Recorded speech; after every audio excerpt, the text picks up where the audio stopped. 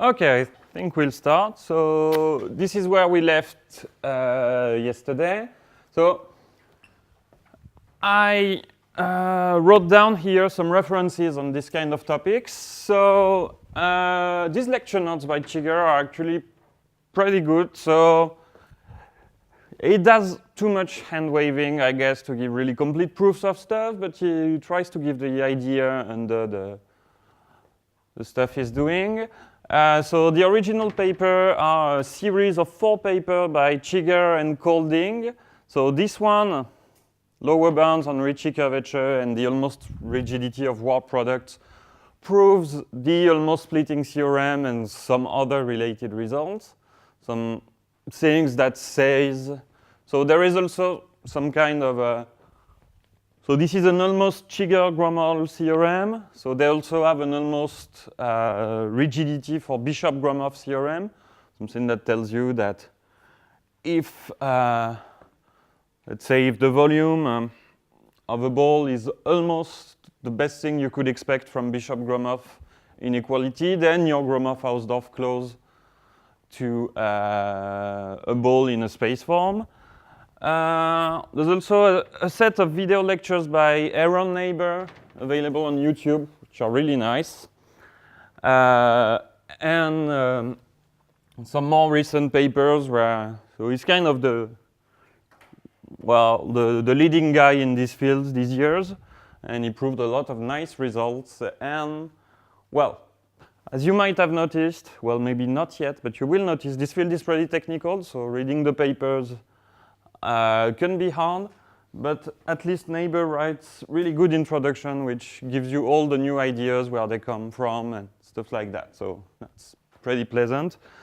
There's also a set of notes by Bamler that he wrote for some, I don't know, reading group or stuff like that. They are not really available anywhere. I have a PDF copy if you want. I think I can give you those. Okay, so I've asked him to put those on the web, on his web page. We'll see. Hopefully he will do that at some point. Okay, and so this is what I want to tell you about the proof, and this is the stupid proof I made yesterday of the Pythagoras theorem. So, well, maybe let's start here. Actually, what did we use in this proof? What was important? So what we needed are the following facts. So we used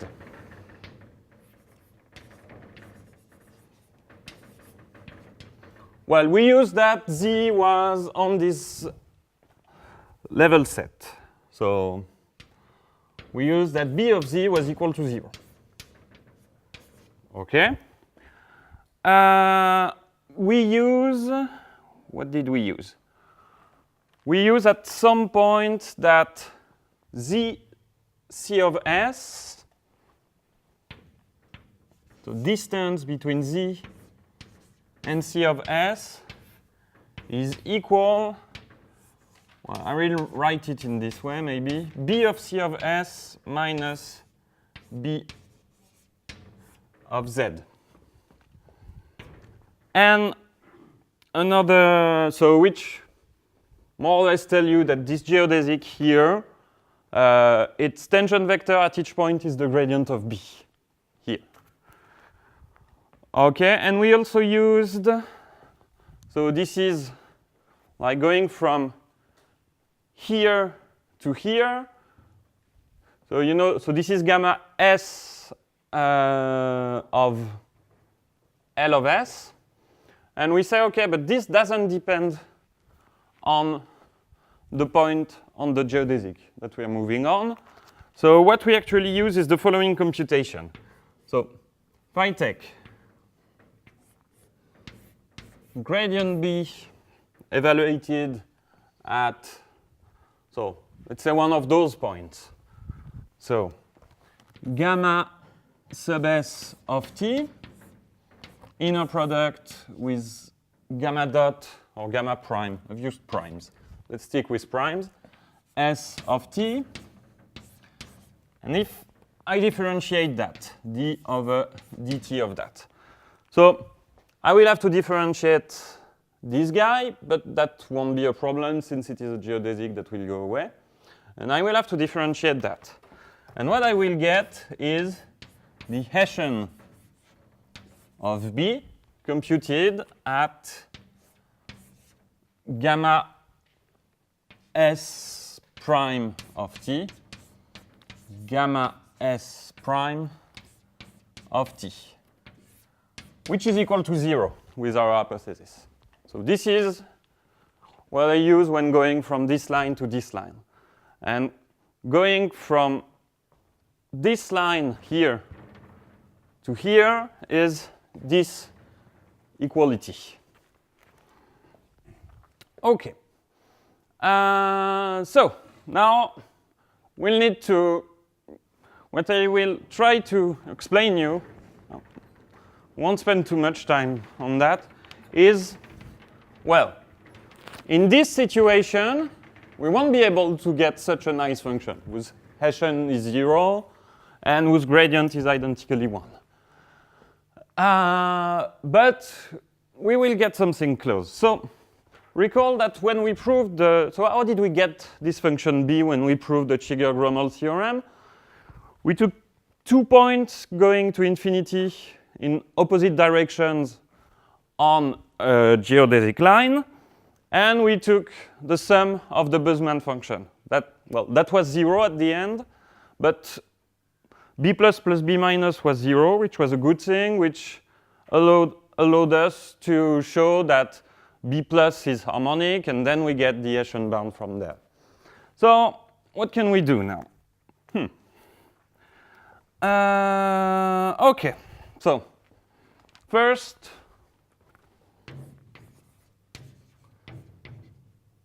so my function here will not be called b or b plus or b minus. Actually, the one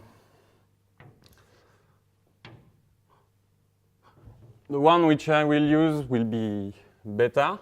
So build beta with good enough. So they won't be as good. They maybe won't be as good as one would accept, but with good enough bounds.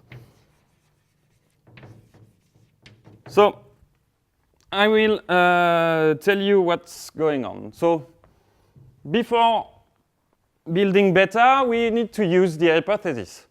And, well, I said I will not use b plus and b minus, but actually I will. So we set b plus of q of x to be equal to x q plus. So did I put the plus on top or at the bottom? On top. X q plus minus q plus p, and I get a b minus also with the same definition. So what are those? So those are finite scale kind of Boltzmann function. So I haven't gone to infinity, but I've traveled my length big L here, and I'm already pretty far away. So, and by assumption, oh yeah, maybe my assumption is not the right one. Well, I guess that's okay.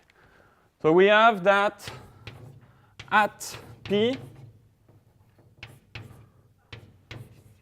B plus B minus of P is less than some epsilon. So from there is something called the Abresch-Gromoll estimate.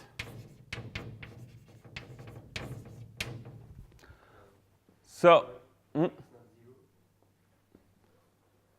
not necessarily if so that's the hypothesis 2 I use here. So PQ plus, what did I do?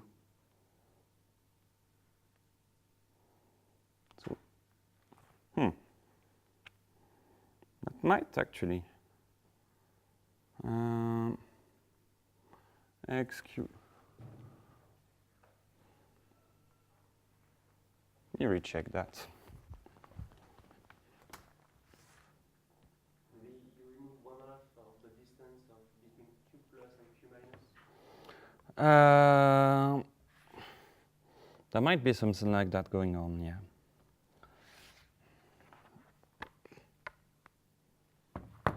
Let me check.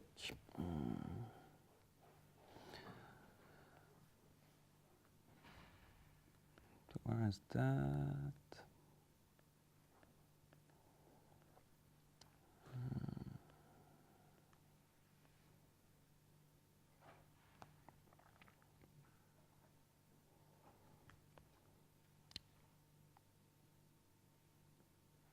Okay. Well.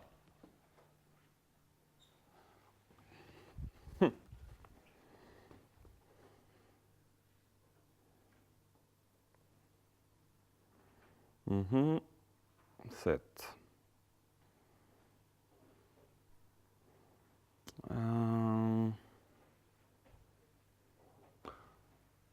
Yeah, that's actually 0.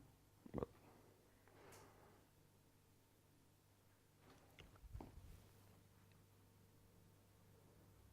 yeah, you're right.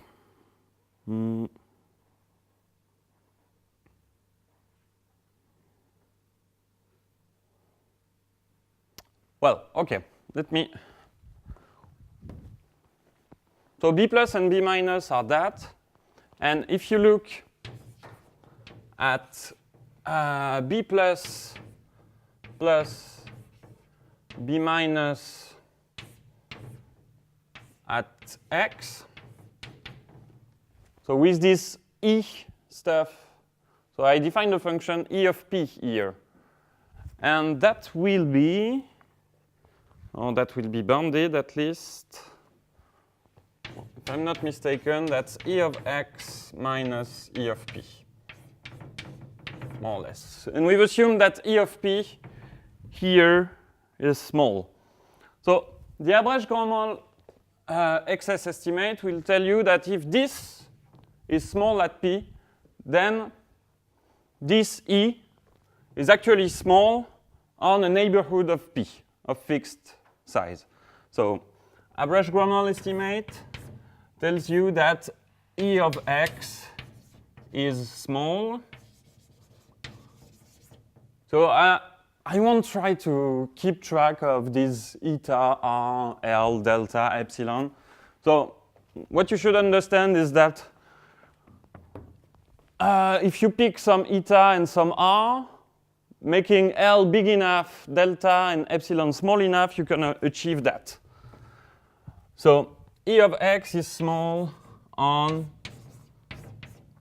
say, BP, and, well, actually that's something you need to do, and I shouldn't hide that too much. So you need to refine your estimate on smaller and smaller balls. So you start with some space. You do that on a bigger ball, but in the end you will need that on some fixed size ball. And why is that? So recall that we have our Q plus, which is far, our Q minus, which is also far. We have our point P here. And we know that, well,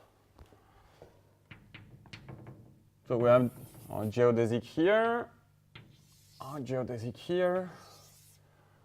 So we know that at P, like this length here is almost equal to the sum of these two lengths. If these guys are really far from P, if you write, and delta is really small, if you write the Laplacian comparison, it won't be far from what it is. If delta is really small, it won't be far from what it is in Euclidean space.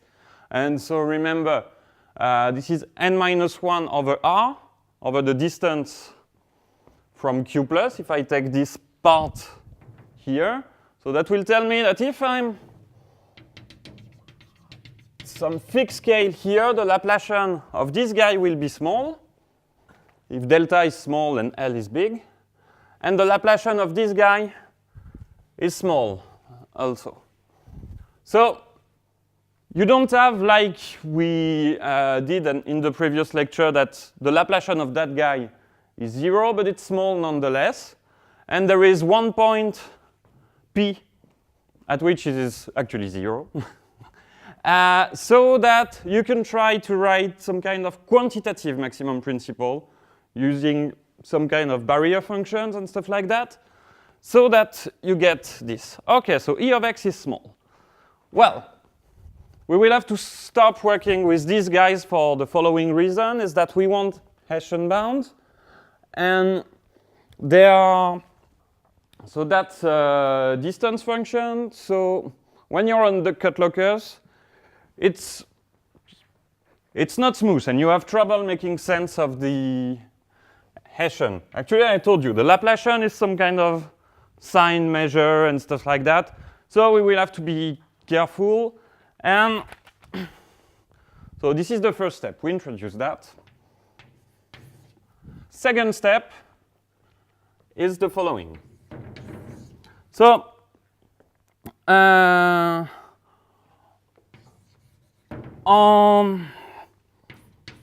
well, let's say this big ball. Well, maybe 10 to the power 6 is way too much. You can probably achieve that with 10 or 100 or even 4. I'm not sure, but that's not really important. Set beta plus minus such that. So we want to use Bruckner formula at one point or another, because that's what I do. And so Bruckner formula is good for harmonic functions. So let's be brutal. Let's say, OK, I replace this b by some harmonic function which is related to b. What can I do? Well, I'll take this beta to satisfy, so it's harmonic. Laplacian beta plus minus is equal to 0 in, so we call that omega. And beta plus minus is equal, oh yeah, should try to be consistent, is equal to b plus minus on the boundary of omega. Okay. So there's then some kind, once again, of maximum principle. So the Laplacian of these guys is 0. So if I take beta plus beta minus, it's again 0. So it's a harmonic function. And on the boundary, it's equal to our E here, E of x minus E of p, which is small. So you can use the maximum principle to tell that beta plus beta minus is close to b plus b minus. And actually, then you can kind of reverse the estimates to get the following. So, on omega, we have the following. So b plus is almost equal, yeah, let's start with that kind of notation, to beta plus, like in, and almost equal is some kind of C0 norm, which will get closer and closer to 0 if I move my parameters enough. And so that's for b plus minus and beta plus minus. So this is not too complicated. This is just the maximum principle. Then from there, we will try to get our gradient and Hessian control, well, not on b plus, because I told you that was a bad idea, but on beta plus. Well, so if you remember the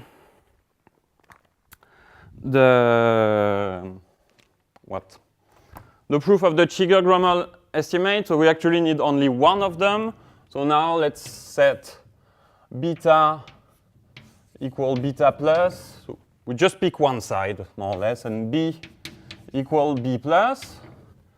So and now let's prove a gradient estimate.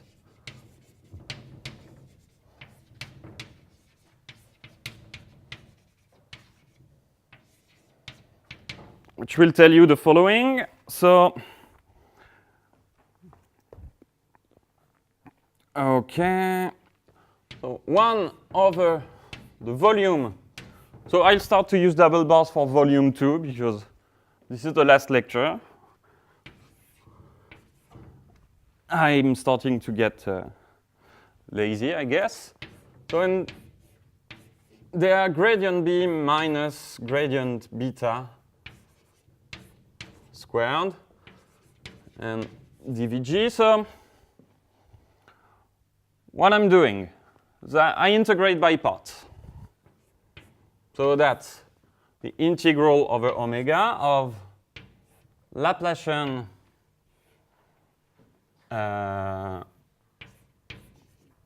b minus beta times b minus beta. Okay, well, let's not worry about the sign. dvg omega. Okay, but this is small. Yeah, I didn't. Well, yeah, no, there are no boundary terms here. Okay, so this is small. Let's say less than eta or something which can be made small as eta gets small. And so we'll have that it's less than integral over omega of the Laplacian. Well, beta is a harmonic function. So the Laplacian of b dvg. So I can put my absolute value inside. And, well, here I'm cheating a little bit, but basically it's Laplacian comparison and something which will help you to say that the cut locus doesn't matter too much in that computation, which will tell you that actually this, so as I told you, so we are far away from Q plus. The Ricci curvature is almost non-negative. So this is more or less of the order 1 over the distance from my point here to Q plus. So that will be once again controllably small. And if I remember correctly, due to the boundary term, you don't get small, you get small relative to the size of omega. Okay, so that's the gradient bound. That's how you get it. So then you want to prove a Hessian estimate. So that tells you that, in average, the gradient of b and the gradient of beta don't, well, stay quite the same. Okay.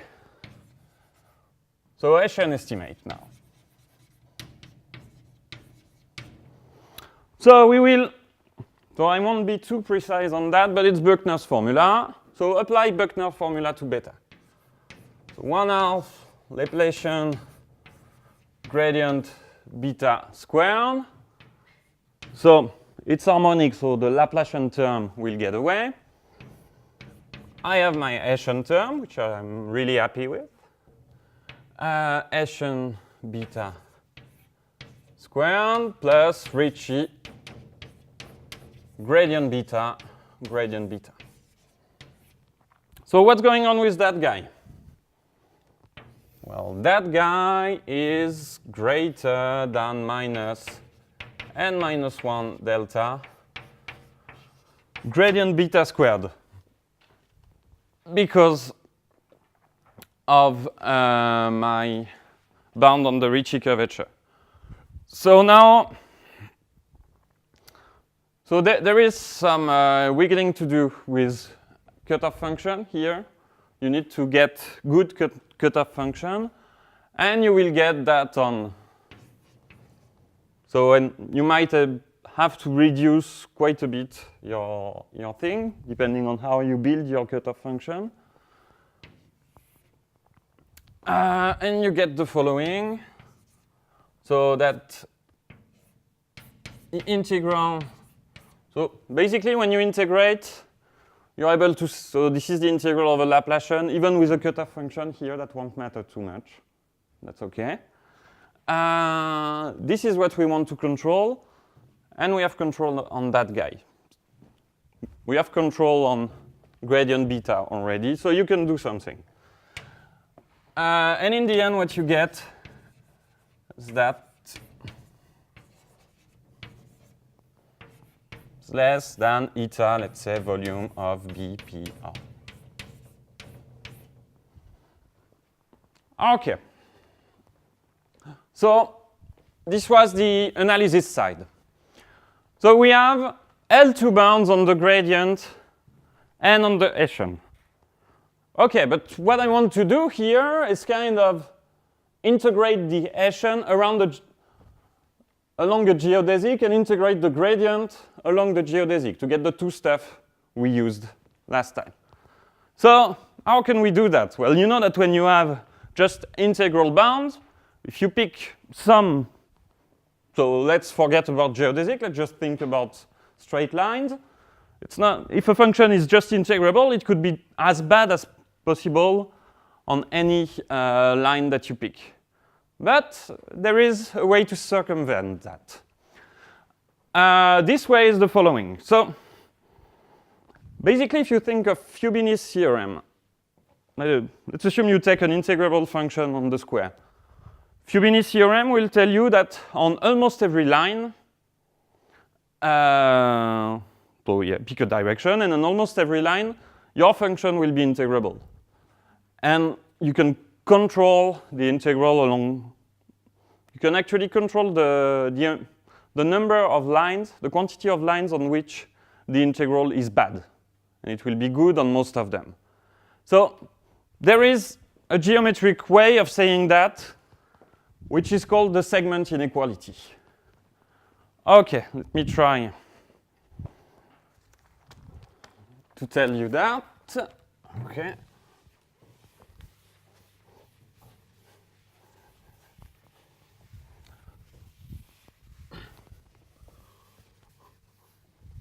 So here we have built our function beta. We're really happy with it. Something I didn't mention, but which is also not too hard. So on BPR,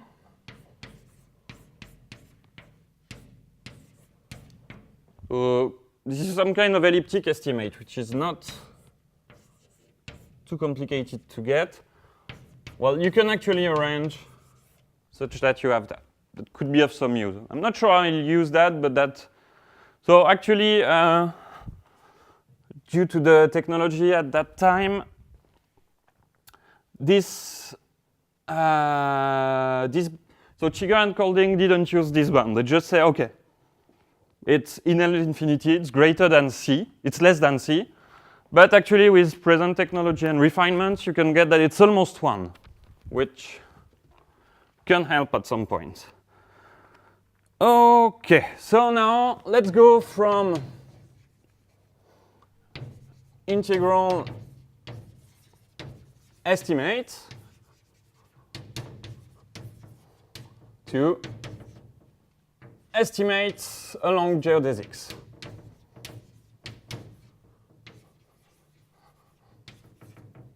So there are two tools to do that.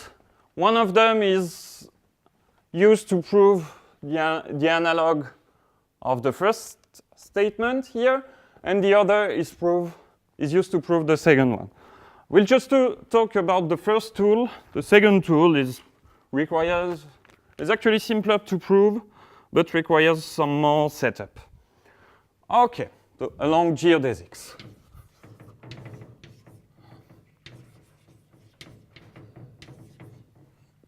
So assume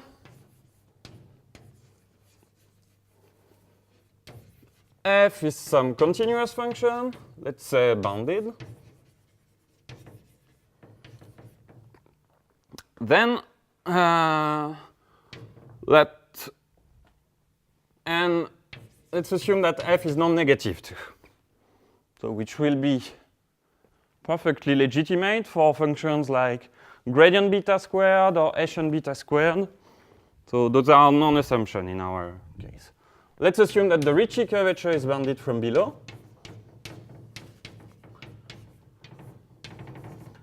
And then,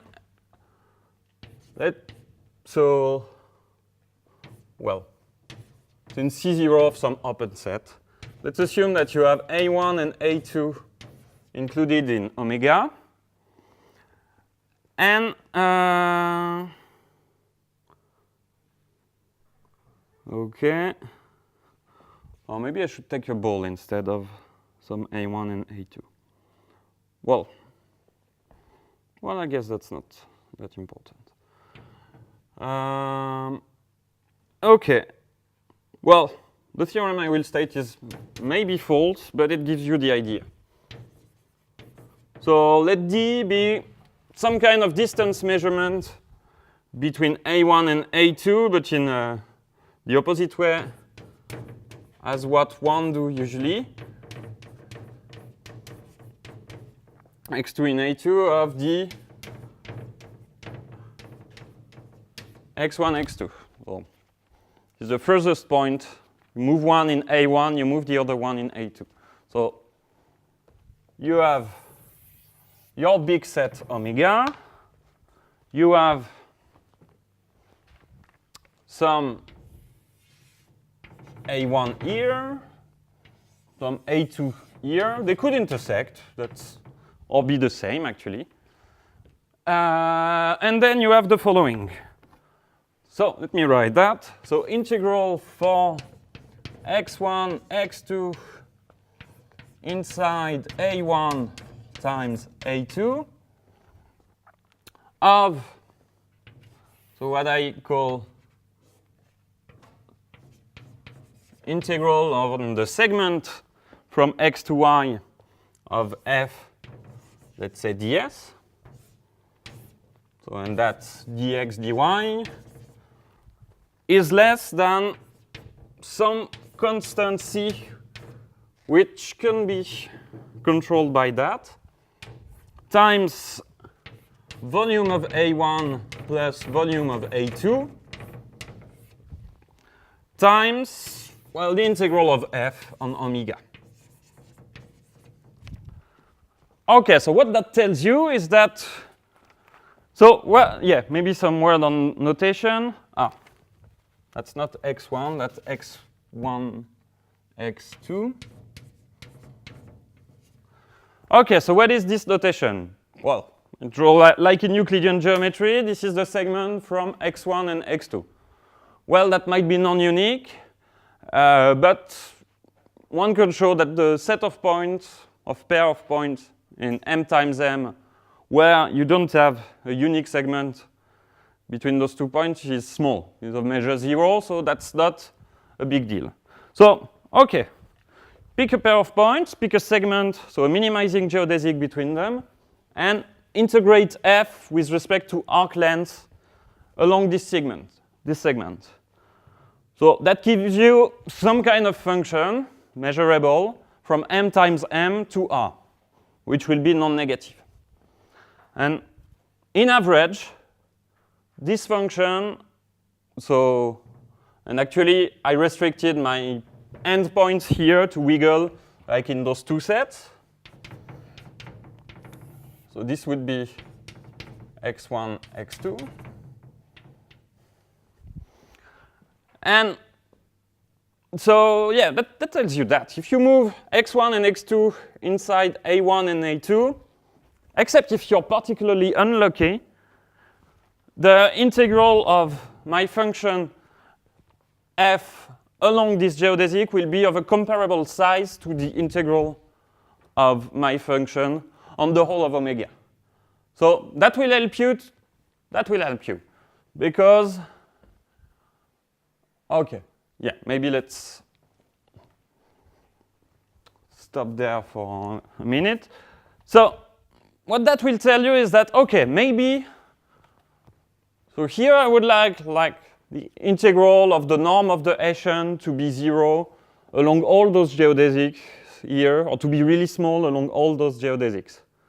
But what you will do is that you will say, okay, maybe it's not small. But with this estimate, since on the whole of omega it is small, if I wiggle my points x, y, and z a little bit, I will be able to get that. And since here you have good control on like the size of the set in which you're wiggling your points, then you can tell something. So I just write what you can arrive at, and then tell you how to finish the proof, and then I'll make some final comments. Okay, I'll write down a statement. Okay. One can, so that's still pretty informal, but I guess that's the core of the idea. So one can move x to x star, y to y star, and find so some z. Maybe z is not the closest point on sigma to x, but it's close to this closest. So z is the closest point on beta minus 1 of 0 to x, and you move that a little bit to z star. And here, this movement is not more and say eta, or something which depends on eta and which is small. So you move that a little bit. And in the end, you get the following estimate. So I will put stars everywhere. So C star will be the geodesic from X star to Z star. Gamma star sub S will be the geodesic from Y star to C star of X, C star of S. And you get those estimates. First, well, beta of C star of S minus beta of C star of 0 is comparable to S in a controllable way. So B, beta plus beta of Y star is comparable to beta of Z star. So yeah, maybe Z star is not on the same level set of beta as Y star, but almost. Make really a tiny error there. Then C, the integral of C prime star, or C star prime, should have put the stars down, it would have been better, minus gradient of beta along the geodesic C star, ds. Well, it's really small. And finally, so D, so this is the most complicated one. It actually requires you to apply twice this inequality. So the integral over C star of the integral on gamma S star of the Hessian of beta, so that's dt, that's ds, once again is really small.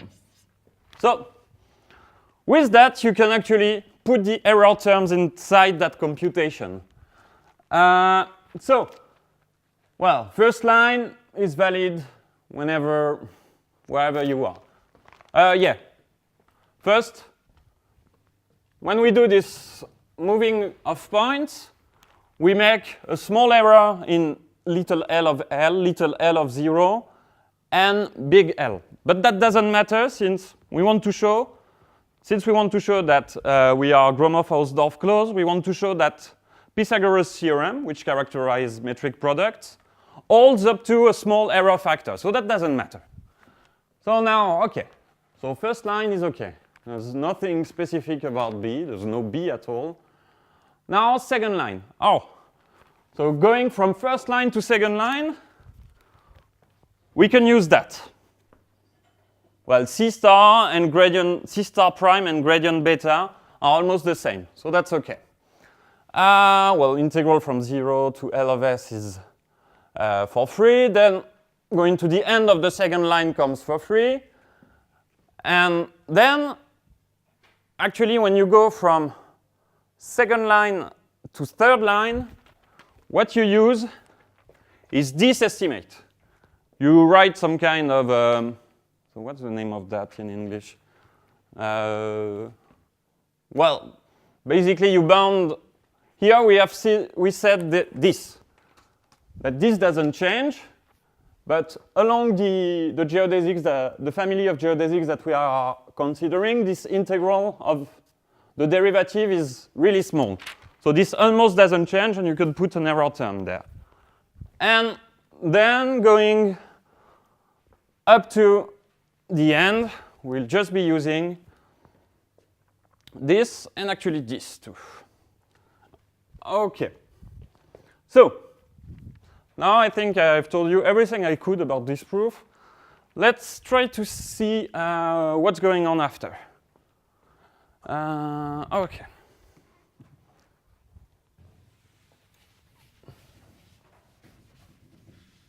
So final part of my lecture, so I have 40 minutes. Well, maybe that will be just 20, but we'll see.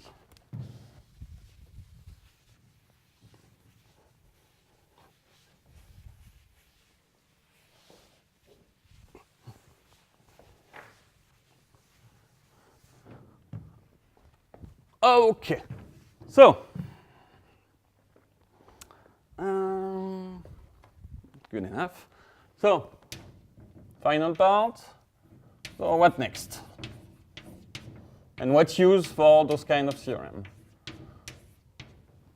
So basically, this theorem is like the most useful and somehow basic tool to understand, to try to give some answer on the following question. So assume, well, I will assume that everybody is compact in that case. That will save some time.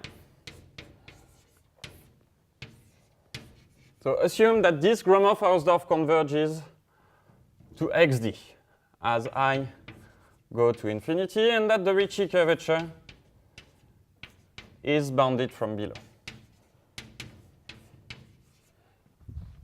Ricci of gi is greater than minus and minus 1 gi.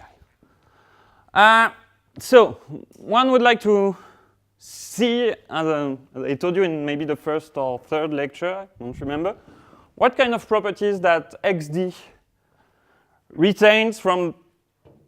How does xd remember the fact that it had Ricci curvature bounded from below before? Well, that's a complicated topic. Maybe let's prove first, not prove really, but let's state a theorem of Colding.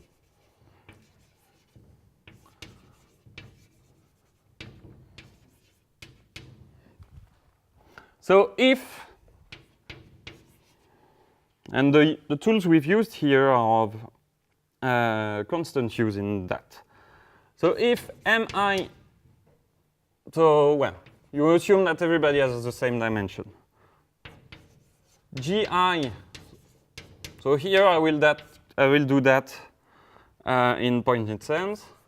Gromov-Hausdorff converges to Rn. So with the standard distance given by the norm, the Euclidean norm, and pointed at 0. Then, for every r greater than 0, the volume of the ball inside mi of center p and of radius r converges to the volume of the ball inside Rn of radius centered at 0 and of radius r. Okay, let me try to give you, and actually you can do some kind of, so that's as I go to infinity. And you need the Ricci curvature bound. Here, Ricci, Gi, greater than minus and minus 1 G. Okay, so the volume converges, that's what it says. If actually here you have convergence to some smooth manifold of the same dimension, then the volume of those guys will converge to the volume of the final guy. And this is much harder than it might seem. How do you do that? So basically in Rn, so Rn here, let's make n equal 2. So you have 0, and you have some points, some interesting points. So this is the point of coordinate 1, 0. This is the point of coordinate minus 1, 0. This is 0, 1, 0, minus 1. Let me call that, let me give points, give name to those points. So that would be q plus 1, maybe with a bar, q minus 1, and here would be q plus 2 with a bar, and q minus 2. Okay, and you actually have nice behaving geodesics here, since we are in R2. Okay, now, since we are Gromov-Hausdorff converging, if we take an element here which is far enough, we can find points whose distance to P here, Pi, will almost match those distance here. So this is Mi and Gi. So yeah, it's not quite a plan. It's probably wiggling a little bit. We have our point Pi here. And we can lift those points. So Q bar, no bars anymore. So Q1 plus maybe I here. Q1 minus I. And then with the colors, I put the minus here, okay, so that would be Q2 I minus, and here Q2 I plus. So you have those points, and actually you can, well, maybe my picture is not really good, but we will work on this ball and show that the volume of a small ball compared to the distance of these guys is going on, is converging to what we want. And, well, I won't tell you the whole story, but basically the idea is to consider, so from q, k, I plus, you build some kind of function just as we did for each I. You build some beta I, which is harmonic, and where you have gradient estimate and stuff like that. But here, like, these two geodesics here are orthogonal. And you can write that some kind of metric way. Well, once again, Pythagoras theorem helps. You can write that in some kind of metric way, that those, like Q1 plus and Q2 plus here, they form an orthonormal frame. You can get some information, some extra information on the beta I. So you will have the Hessian estimate. You will have the gradient estimate for each beta I, but you have more. So you have the following thing. Yeah. Gradient beta I, gradient beta j minus, so this is the Kronecker delta symbol, delta ij. So on that small ball bi, So will be controlled. And you have all those other estimates. So I won't tell you the whole story, but with this, you're in pretty good shape. So your map, and you consider the map then, which map x in Bi to, where did I put the I? Beta 1 of x, beta 2 of x, beta n of x.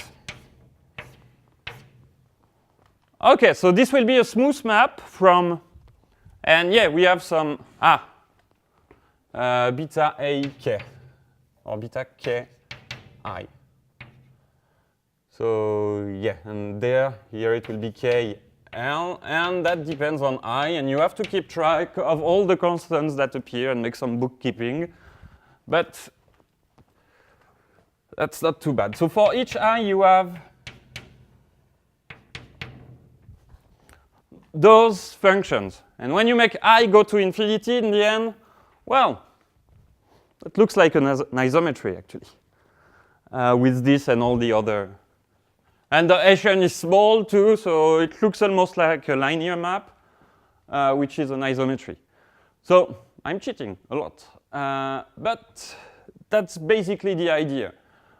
I told you about the gradient estimate. I erased that already. But you will have that these maps, let's call that Bi.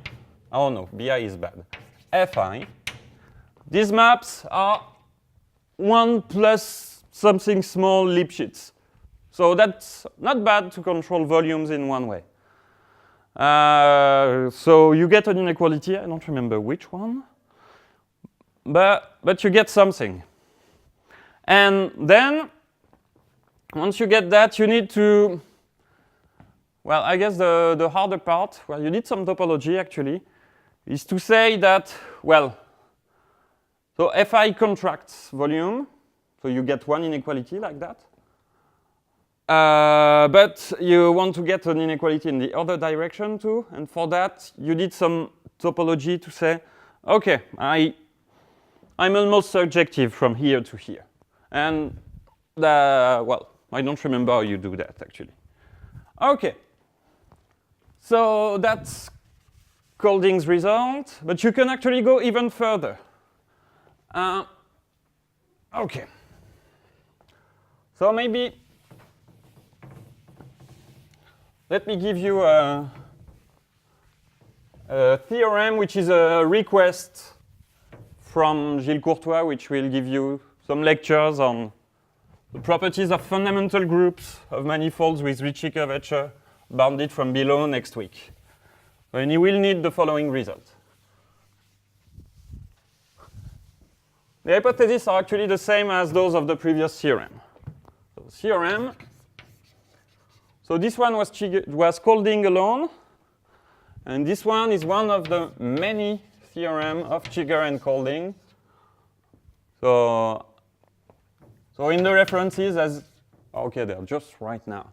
So what we've said so far were on the almost splitting theorem.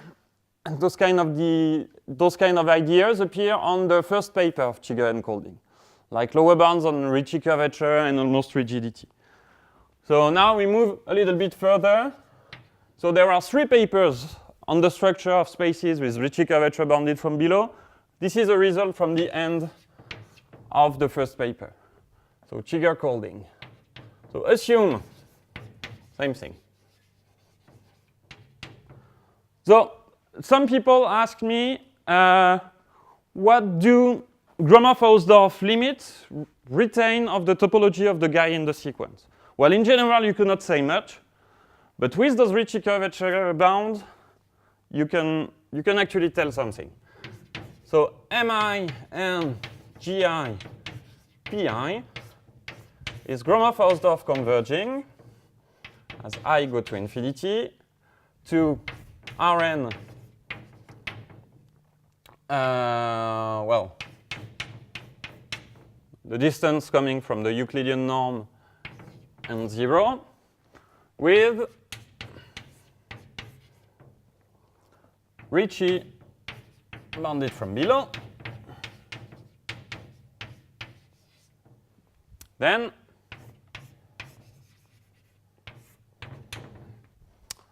the following holds. So for every r big enough, so for every r, big, small, whatever, there exists some big N such that if I is greater than N,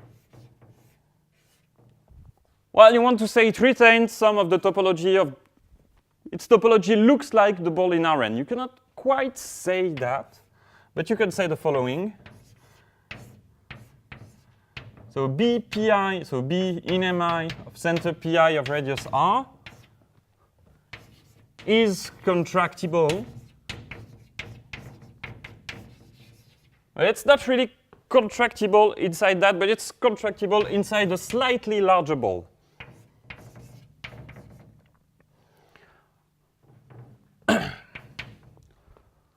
BMI pi r plus 1. Okay, so I have to tell you that I don't really understand the proof of this theorem. It relies, but I can tell you a little bit about what's going on in between those things I've talked about and this kind of theorem, or maybe a related theorem. Actually,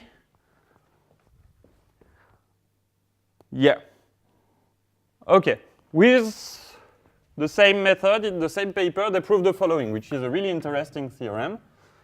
So where the link between the topology is really good. Assume that, so another theorem from the same paper. So let's take compact guys.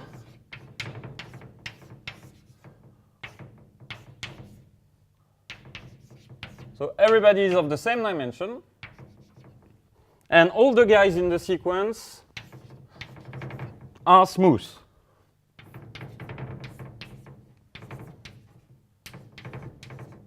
That's a really important hypothesis. Then, so yeah, like always with Ricci curvature bounded from below. Then what can we say? We can say that for I big enough,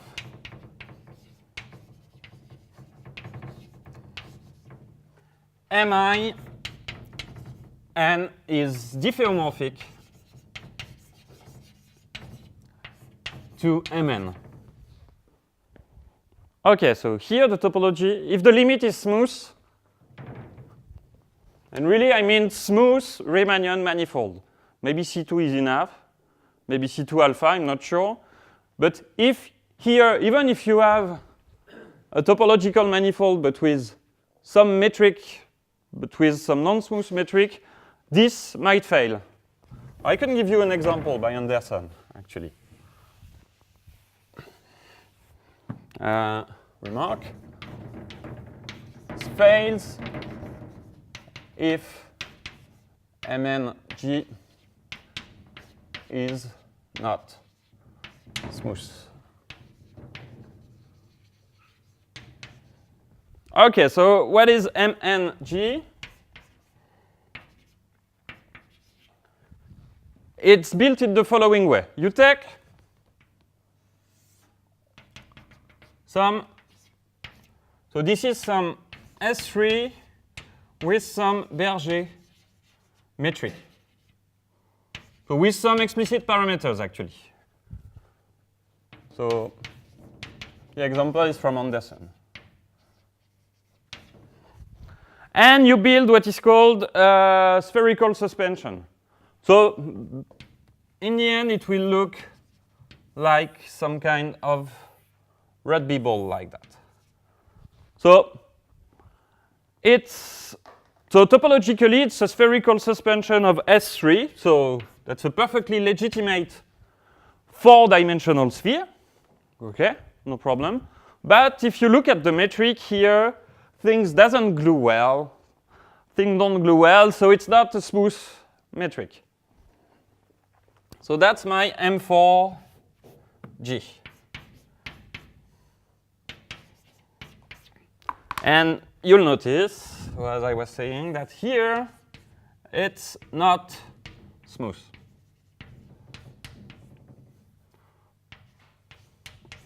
But you have something that looks like a conical tip, and cone with small angle tend to be of positive curvature in some weak sense.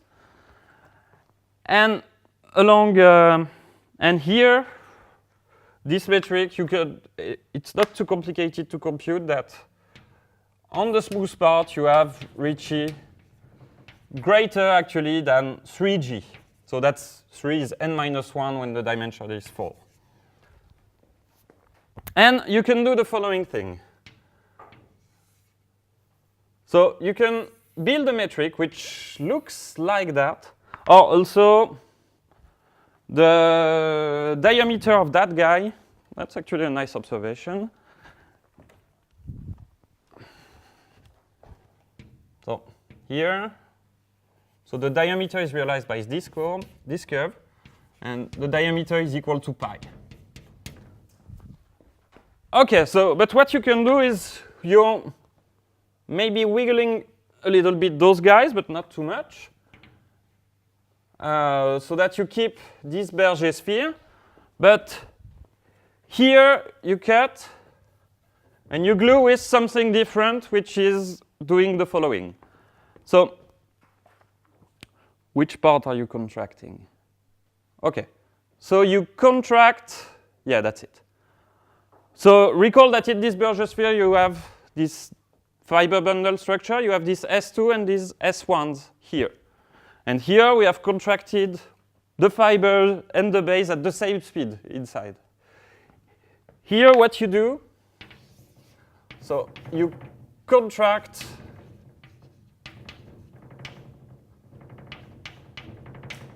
only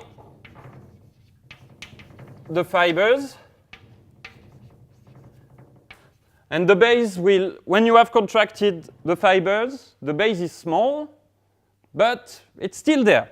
So what you get, if you think a little bit about that, you get some kind of S2 here, where when you go along here, you still have that S2, but you have the fibers of the hub vibration, which are growing bigger.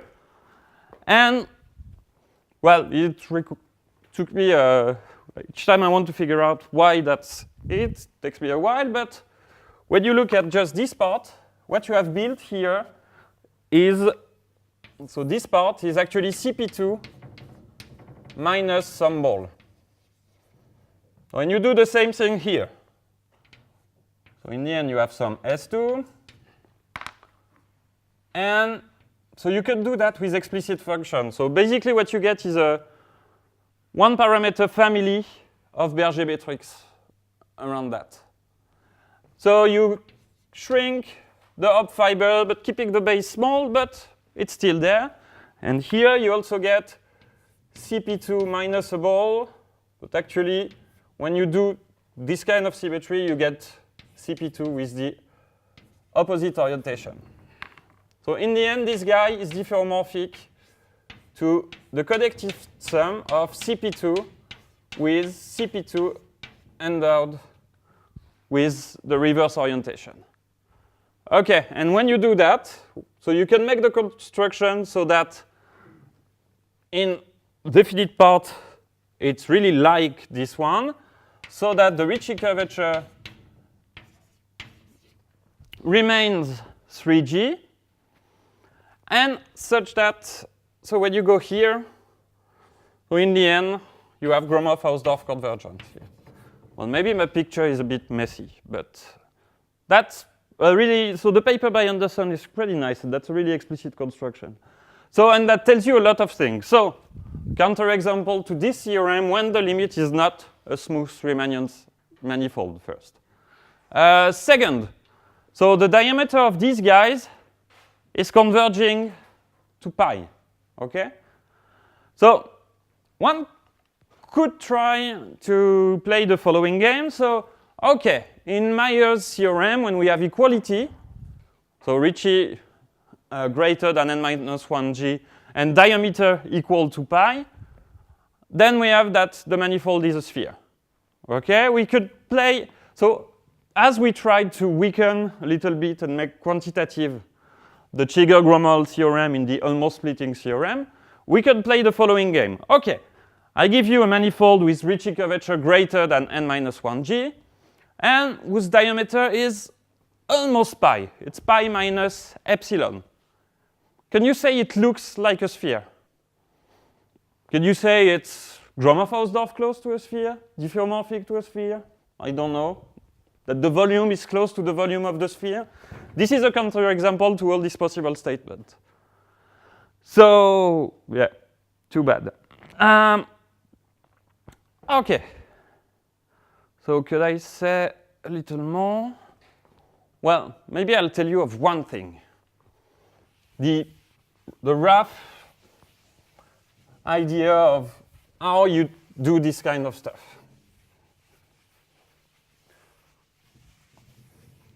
So I'm once again assuming that MINGI is converging to some XD as I go to infinity in Gromov-Hausdorff sense, and that the Ricci curvature of the guy is greater than that. Okay. So what's going on here? So we would like to study the local structure of XD. These two results here really rely on a fine understanding of the local structure of XD. So we would like to find some kind of tangent space.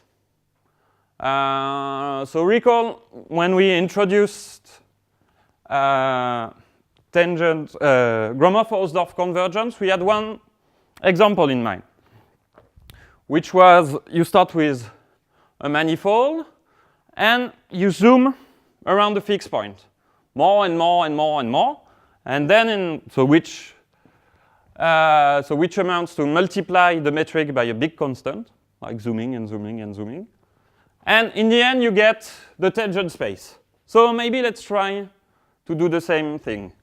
So let Q be a point in XD.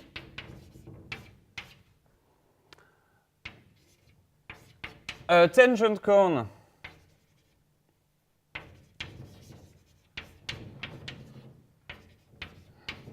at Q of X is basically the following. So is a Gromov-Hausdorff limit of the sequence X lambda I d Q, where Q is my base point, with lambda I, so it's a sequence of scaling going to plus infinity. So this is the kind of thing you want to do. Okay. So there are, so first result, sometimes that exists, always in this setting that exists. So you can find some sequence lambda I such that at the end you get some,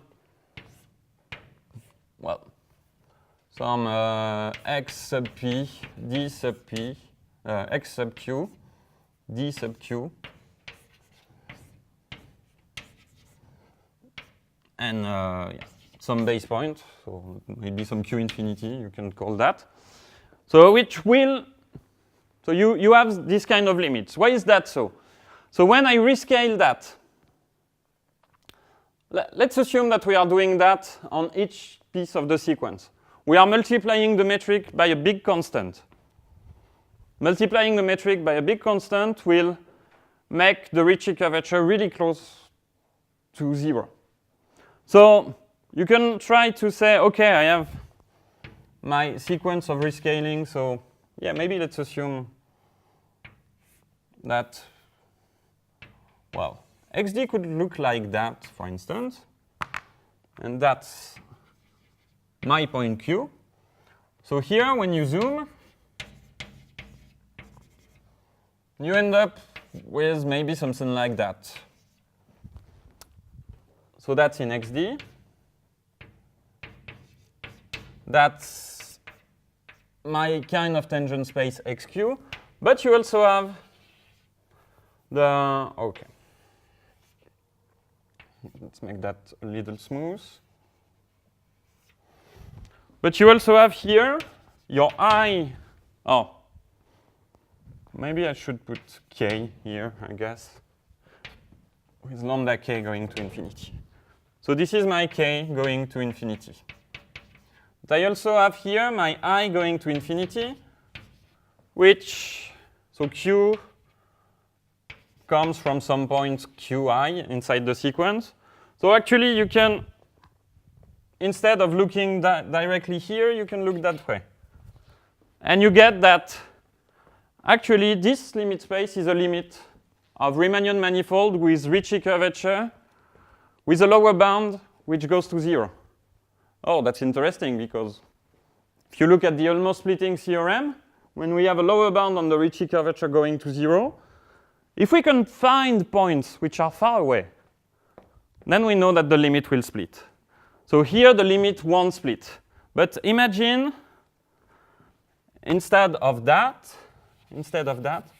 that Q lies in the middle of some geodesic.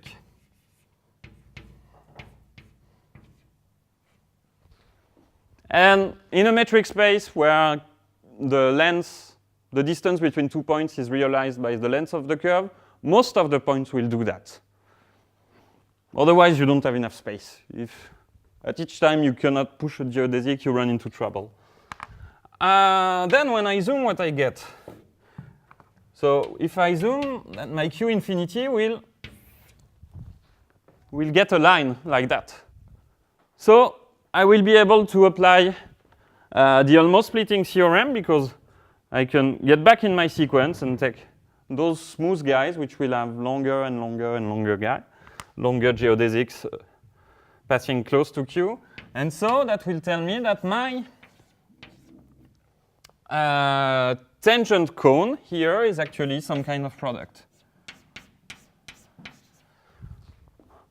And you can play the same game if you have 2 geodesics. You zoom, you get another line.